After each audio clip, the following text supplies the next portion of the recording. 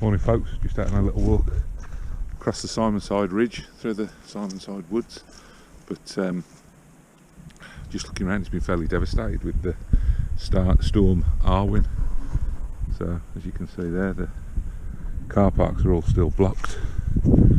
Some massive trees down, quite a few that have just been completely snapped in half. So we'll probably get a better view as we start to climb. This is I'll show you some more in a bit. This bit here is devastating. The whole lot, with the exception of the odd little straggler, has just been flattened. The way you see a field of corn flattened when the wind comes through. But I mean, they're not little trees, they're not. And the lot's just gone.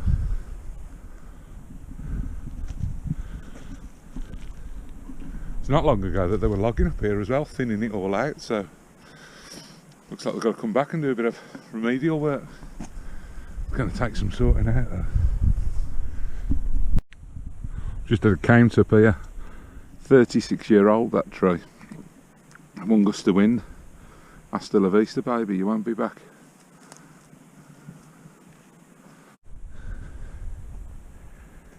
Well, as devastating as it is for the trees, it's opened up the view lovely from up here now. Got Rothbury in the distance, and coming round, that's Thropton down there. It's a lovely view, you probably won't appreciate it on a GoPro, but cracking morning for it.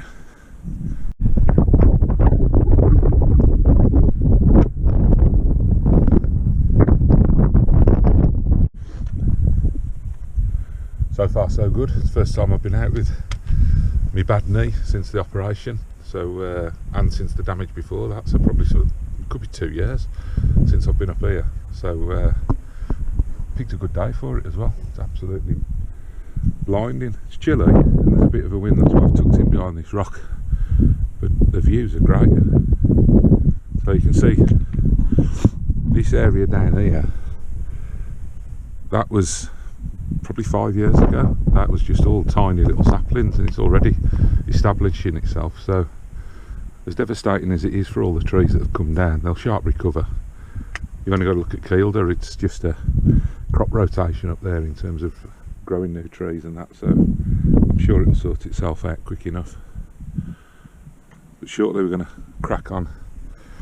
We came up the little track through the middle of the trees from the car park at the forest, followed the track along the bottom, round and up the steps of death. Now we're going along the ridge. I'm still undecided whether to go all the way to Lord and Shaw's car park and back along the road, or cut down slightly sooner than that, but it's a cracking day for it anyway. Well, this is the first time I've been able to do a bit of filming without hundreds of people walking towards me. It's doing me head in. I think since lockdown everybody's discovered Simonside, and all I can recommend is the Lake District. It's brilliant, the Lake District. Just get yourselves over there, because it's like the flipping M6 up here now. But anyway, rant over, enjoy the sunshine.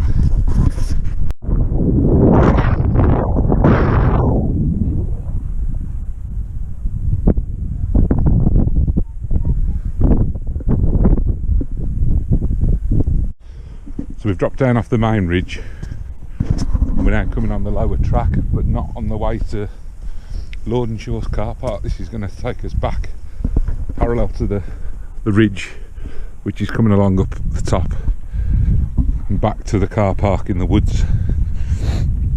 And this is remarkably quieter, dead peaceful. We did a video a few years back called The Hunt for Fell Wanderers Camp. We came up here looking for where Damien had pitched up, couldn't find it, but we sat round in this area making some tea out of pine needles, and all these little, well, trees that are now maybe 10-12 foot tall, they were all like this one here. and they don't seem to have the spring shoots on yet, but just on the tips, we're just snapping the tips off. They come through a lighter shade of green, popping them off, sticking them in, putting them in the jet boil, boiling them up, and it was brilliant how tasty it was. I haven't done it for ages, but just a bit of a reminder coming up here.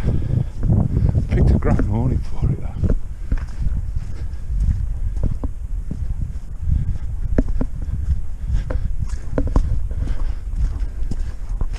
This path's pretty even and not too boggy.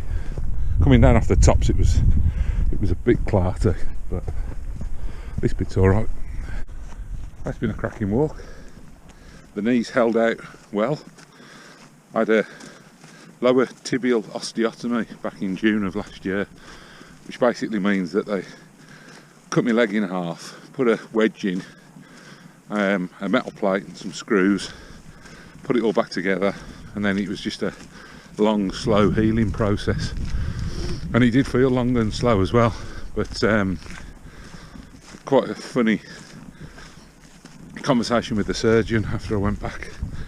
Had an x-ray a couple of, maybe 2-3 months after the op, and he said, he pointed out where the bone graft was that they put in to straighten up the bottom of my leg. I said, where's that come from then? He said, oh, just some random dead person. I was like, it's not what you expect. Well, it wasn't what I was expecting anyway, but hats off to whoever. He said, to be fair, it could be somebody that's had a hip hop. He says, and we don't just chuck the bits away that we cut out of people. We send them off to the carpenter's shop. If the sun's going to be in the way. Send them off to the carpenter's shop. Slice them up. Sand them down. Blast them with something to take all the bugs and the germs out. Bag them up. Stick them in a storeroom till people like me need an op. And then they wedge it into your leg.